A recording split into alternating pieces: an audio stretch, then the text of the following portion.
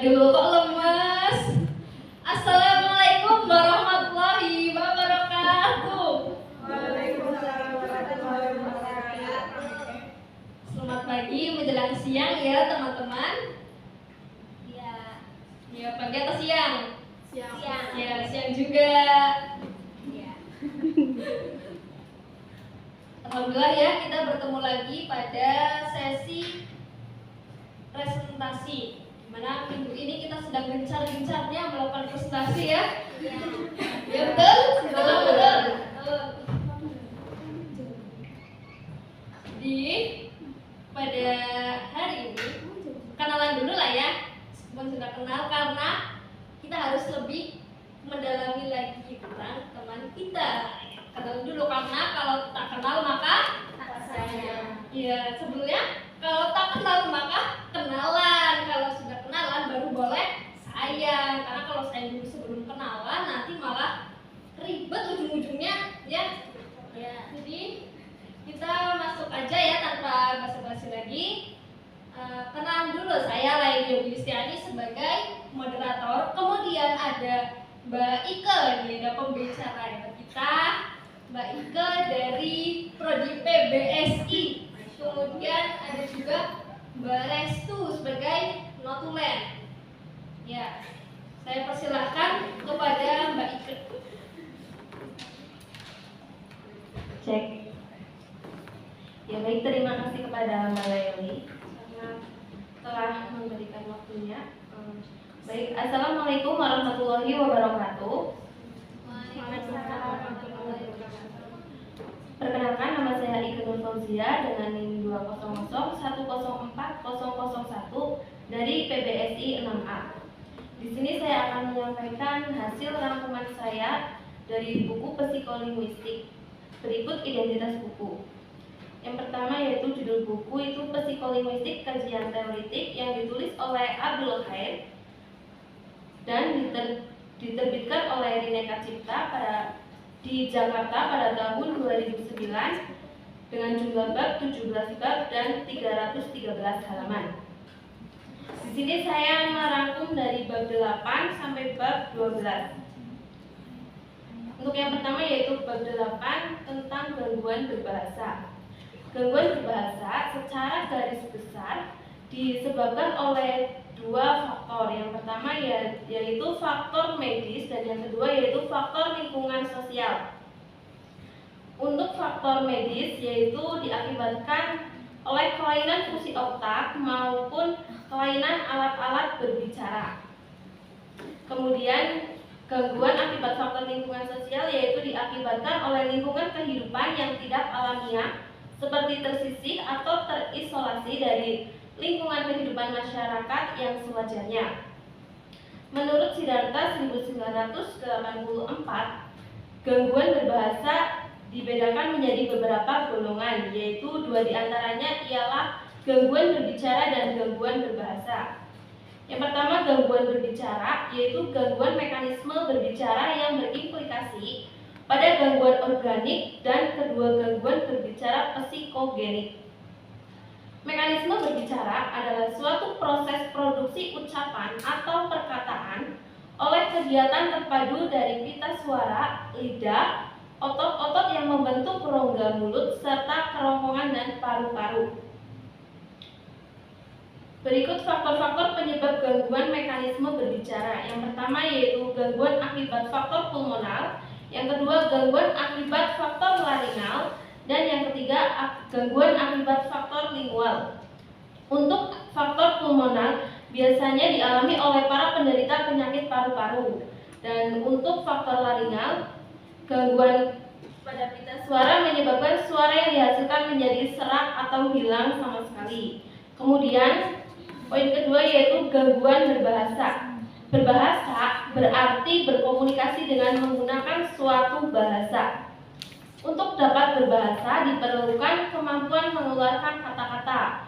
Gudang tempat menyimpan sandi ekspresi kata-kata di otak adalah di daerah Broca, sedangkan gudang tempat menyimpan sandi komprehensi kata-kata adalah di daerah Wernicke. Ini berarti daerah Broca dan Wernicke menyebabkan terjadinya gangguan bahasa yang disebut afasia. Dalam hal ini Broca sendiri menamai alfemia. Selanjutnya kajian tentang afasia atau afasiologi dalam perkembangannya menghasilkan berbagai taksonomi yang dibuat oleh Benson pada tahun 1975. Dibedakan atas afasia ekspresi atau afasia motorik yang dulu dikenal sebagai afasia tipe Broca, dan afasia reseptif atau afasia sensorik yang dulu dikenal sebagai afasia Wernicke.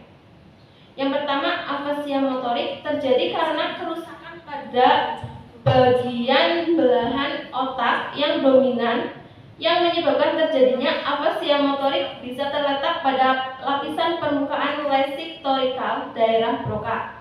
Kemudian afasia sensorik, penyebab terjadinya afasia sensorik adalah akibat adanya kerusakan pada lesikkortikal di daerah Wernicke pada hemisferium yang dominan. Kemudian pada bab 9 yaitu pemerolehan bahasa dari beberapa hipotesis. Pemerolehan bahasa adalah proses yang berlangsung di dalam otak seorang kanak-kanak. Pemerolehan bahasa biasanya dibedakan melalui pembelajaran bahasa. Pembelajaran bahasa berkaitan dengan proses-proses yang terjadi sejak kanak-kanak. Setelah dia memperoleh bahasa pertamanya, berikut beberapa hipotesis yang berkaitan dengan pemerolehan bahasa. Yang pertama adalah hipotesis nurani. Setiap bahasawan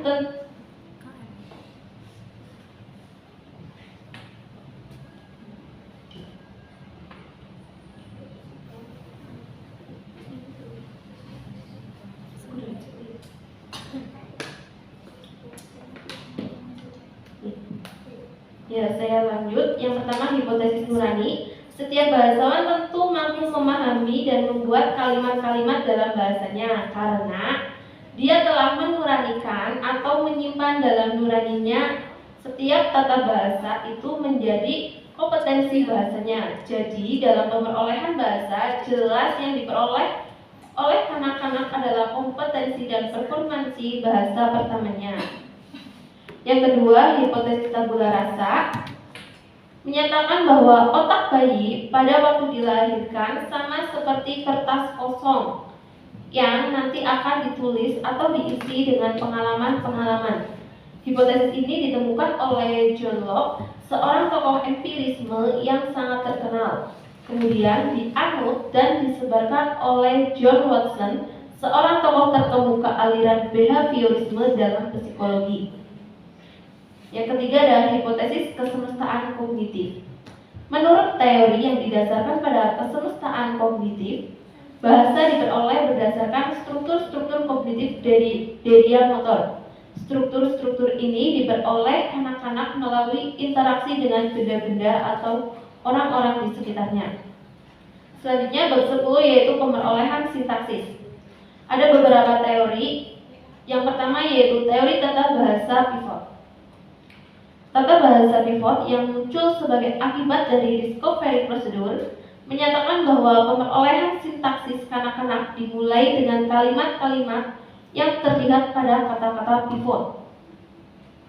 Selanjutnya teori hubungan tata bahasa nurani.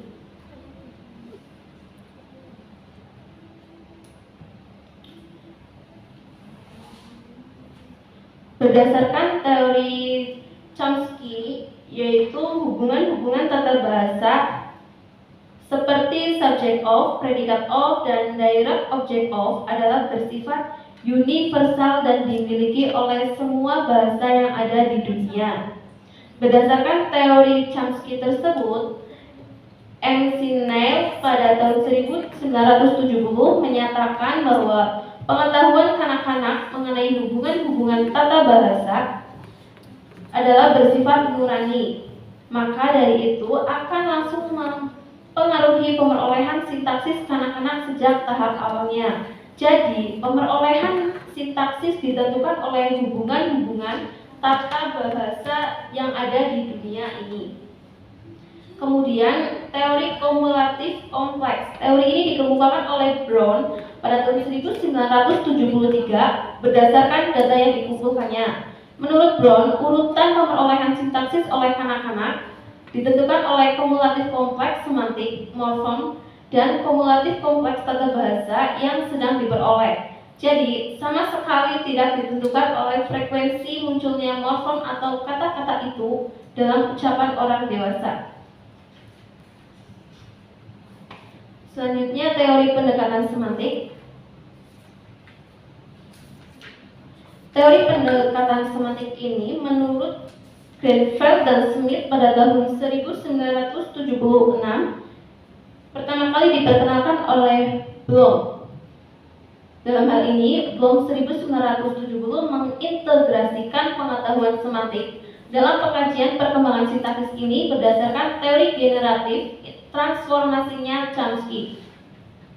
Teori generatif transformasi ini menyatakan bahwa kalimat-kalimat yang kita dengar dibangkitkan dari struktur luas dengan rumus-rumus fisiologi, sedangkan struktur luar ini dibangkitkan dari struktur dalam dengan rumus-rumus transformasi. Dengan demikian, tata bahasa merupakan satu sistem yang menghubungkan bunyi dengan makna. Selanjutnya, bab 11 yaitu pemerolehan semantik. Dalam perkembangan psikolinguistik, ada beberapa teori mengenai proses pemerolehan semantik, yaitu ada beberapa teori. Yang pertama, hipotesis fitur semantik. Menurut beberapa ahli psikolinguistik, perkembangan kanak-kanak memperoleh makna suatu kata dengan cara menguasai fitur-fitur semantik kata itu satu demi satu sampai semua fitur semantik itu dikuasai. Kemudian teori hipotesis hubungan-hubungan gramatikal. Teori ini diperkenalkan oleh M. Snell pada tahun 1970. Pada waktu dilahirkan kanak-kanak telah dilengkapi dengan hubungan-hubungan gramatikal dalam yang nurani secara horizontal, artinya pada mulanya kanak-kanak hanya memasukkan beberapa fitur semantik untuk setiap butir leksikal ke dalam kamusnya. Sedangkan secara vertikal, artinya kanak-kanak secara serentak memasukkan semua fitur semantik sebuah kata ke dalam kamusnya. Kemudian teori hipotesis generalisasi. Menurut Anlin, perkembangan semantik kanak-kanak mengikuti satu proses generalisasi, yakni kemampuan kanak-kanak melihat hubungan-hubungan semantik antara nama-nama benda mulai dari yang konkret sampai pada abstrak. Semakin bertambahnya usia akan semakin memperoleh semantik yang lebih tinggi lagi. Kemudian teori hipotesis primitif-primitif universal. Teori ini diperkenalkan oleh Ostal pada tahun 1966. Menurut Ostal, semua bahasa yang ada di dunia ini dilandasi oleh satu perangkat primitif-primitif semantik universal dan rumus-rumus untuk menghubungkan primitif tersebut dengan butir-butir leksikal. Kemudian untuk bab yang terakhir yaitu bab 12, pemerolehan fonologi. Berikut ini akan dikemukakan beberapa teori mengenai pemerolehan fonologi oleh kanak-kanak sebagai bagian dari pemerolehan bahasa ibu seutuhnya. Yang pertama, teori struktural universal. Teori ini dikemukakan dan dikembangkan oleh Jacobson pada tahun 1968. Dalam penelitiannya mengamati pengeluaran bunyi-bunyi oleh bayi-bayi pada tahap mambabel dan menemukan bahwa bayi yang normal mengeluarkan berbagai ragam bunyi dalam vokalisasinya, baik bunyi vokal maupun bunyi konsonan. Yang kedua, teori generatif struktural universal. Teori ini diperkenalkan oleh Jacobson di atas telah diperluas oleh Moskowitz pada tahun 1970 sampai 1971 dengan cara menerapkan unsur-unsur fonologi generatif yang diperkenalkan oleh Chomsky dan Hale pada tahun 1968, mengatakan bahwa dalam pemerolehan fonologi tidak dapat dipastikan apakah anak-anak telah menguasai rumus-rumus fonologi atau tidak. Moskowitz berpendapat bahwa sejak awal proses pemerolehan Bayi telah menyadari akan perbedaan antara bunyi bahasa termasuk kemampuan nurani yang dimiliki bayi sejak dilahirkan. Kemudian teori proses fonologi alamiah. Teori ini diperkenalkan oleh David Stem pada tahun 1972 sampai 1973. Yakni satu teori yang disusun berdasarkan teori fonologi alamiah yang juga telah diperkenalkan sejak tahun 1965. Menurut Stempel, proses fonologi kanak-kanak bersifat nurani yang harus mengalami penindasan, pembatasan, dan pengaturan sesuai dengan penuranian representasi fonemik orang dewasa. Demikian, waktu saya kembalikan kepada moderator.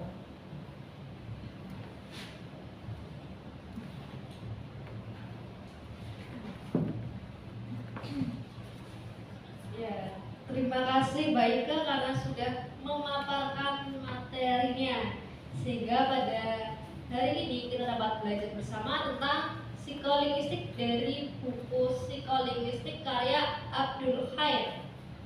Ya. Sesi yang kedua itu ada sesi pertanyaan. Saya hitung sampai 3. Cepet-cepetan ya. 1, 2, 3. Yuk. Ada 2 lagi, coba ya.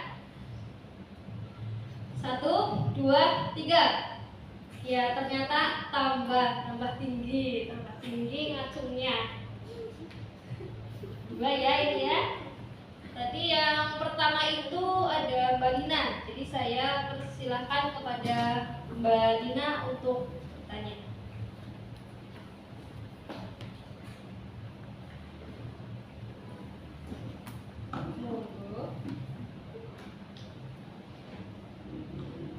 Assalamualaikum warahmatullahi wabarakatuh. Saya Warizalina Widati, izin bertanya kepada Mbak Ike. Tadi di dalam PPT pada bab yang ke-8, poin yang kedua, yaitu gangguan berbahasa, terdapat daerah Broca dan Wernicke menyebabkan terjadinya gangguan bahasa yang disebut afasia. Nah, yang ingin saya tanyakan, apa yang dimaksud dengan afasia? Terima kasih. Pertanyaannya, apa yang dimaksud dengan afasia? Kemudian untuk penanya kedua, silakan.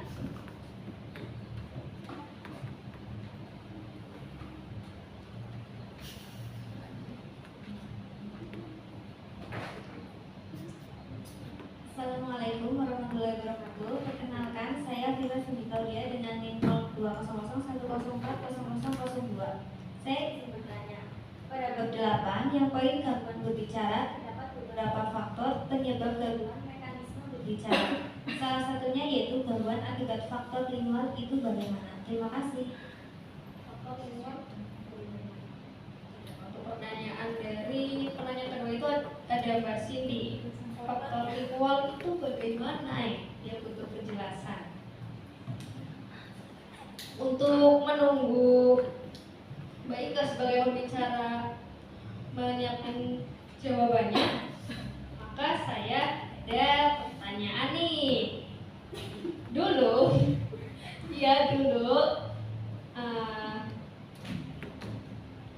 ada peneliti yang meneliti kera. Kera apa itu? Simpanse ya? Ya, simpanse. Itu namanya penelitinya siapa? Ada yang tahu?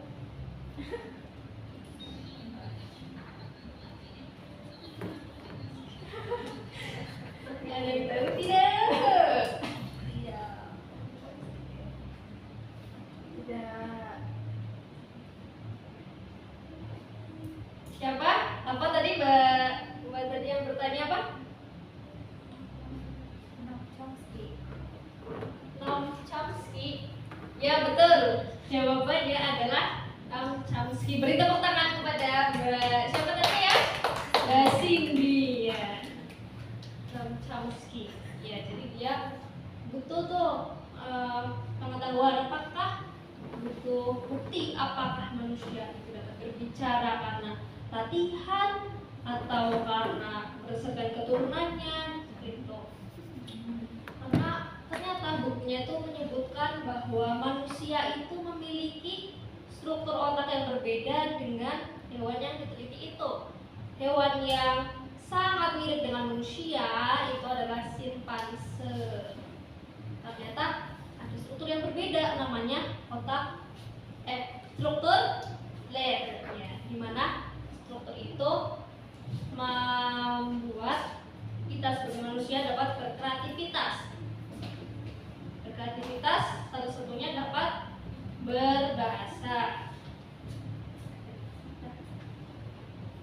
Oh ya, ini Mbak Ike sudah mengkode bahwa dia sudah menemukan jawabannya. Dia sudah siap menjawab dari pertanyaan Lina dan Cindy.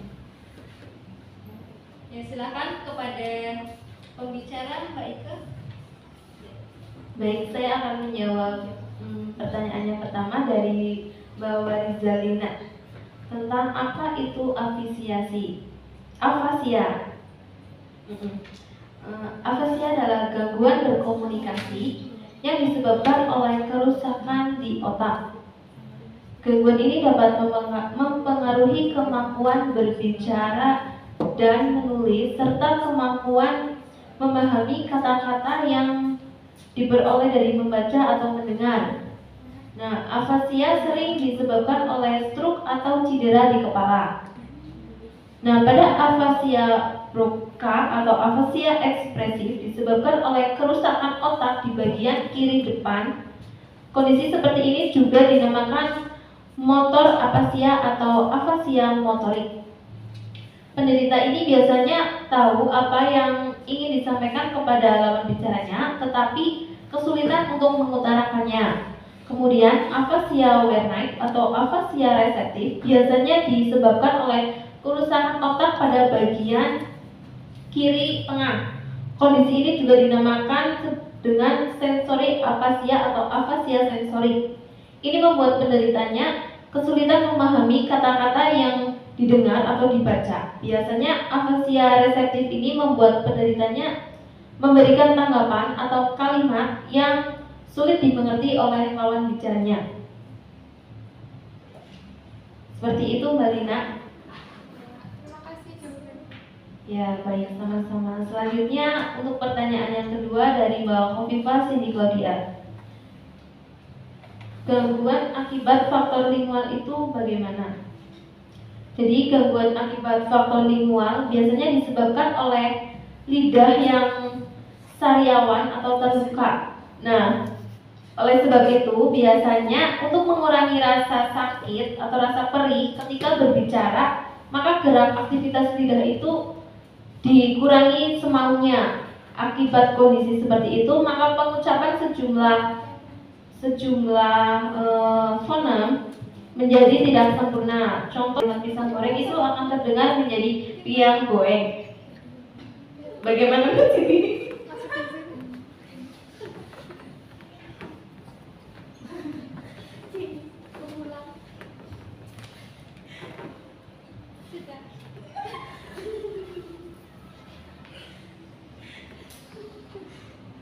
Sudah cukup? Sudah. Ya, saya serahkan kembali ke moderator. Terima kasih kepada pembicara karena sudah berpresentasi dan sudah menjawab dua pertanyaan sekaligus nih. Yang pertama tentang pertanyaan afasia apa sih ya? Apa tuh? Sedikit sudah dijawab oleh Mbak Ika. Kemudian tentang faktor gangguan lingual. Yang salah satunya itu penyebabnya karena misalnya seorang itu kena sariawan. Contohnya ketika dia mengucapkan kata sudah, maka dia menjawabnya Tuhan. Atau pada kata Bu, saya mau beli pisang goreng. Tapi karena dia memiliki gangguan lingual, bisa menyebutkannya Bu, saya beli pisang goreng. Bahkan Ihang Hoeng itu sekarang ada produknya, produk Ihang Hoeng. Kalau penasaran, coba cari aja di Instagram. Ya. Ya. Terima kasih teman-teman karena sudah menyempatkan waktunya di siang hari ini. Mohon maaf apabila ada kesalahan baik di saya sebagai moderator maupun pembicara dan tutulen. Ya, terima kasih. Wassalamualaikum warahmatullahi wabarakatuh.